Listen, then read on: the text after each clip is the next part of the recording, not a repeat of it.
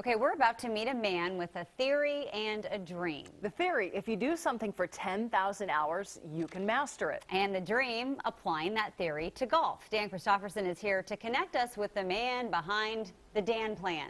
Yeah, that's a can't miss name, right? The Dan Plan, I love that. Hey, a few years ago on his 30th birthday, Dan McLaughlin, who doesn't own clubs, barely ever played the game of golf, pondered the question, how good could I get if I devoted myself full time to learning the game? Well, nearly 1/3 into his 10,000-hour plan, he's well on his way to finding out. Right now I'm working on just keeping that connected.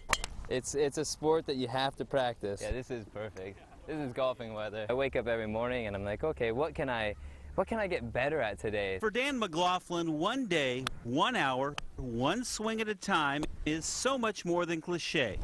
It's a way of life. Everybody says certain things aren't possible. You have to be young to start things, but how do we know? 2 years, 3 months, and 22 days ago, Dan quit his job, drained his savings account, and at age 30 grabbed a putter and a daunting mission.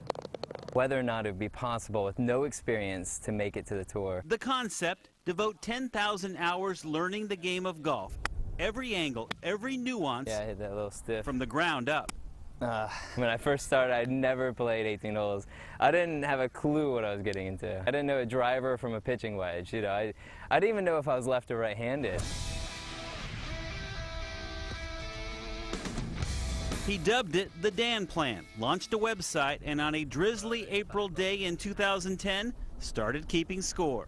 Okay, this is Dan Plan Day 1. We're at Broadmoor Golf Course, and we're putting from a foot away today. Swing ahead. No, I was aiming more. 27 months later, or in Dan Plan time. Today I hit 3,100 of the 10,000 hours. McLaughlin's game is slowly rounding into form. Just slightly pushing or pulling it. I mean, he's shooting in the 70s now, so again, I don't know if he could have broke 90 in 2010. I think that's just fine-tuning ball position. Adrian Bertner is a pro at Columbia Edgewater, where Dan spends most of his 6 hours a day, 6 days a week, chipping away at that 10,000.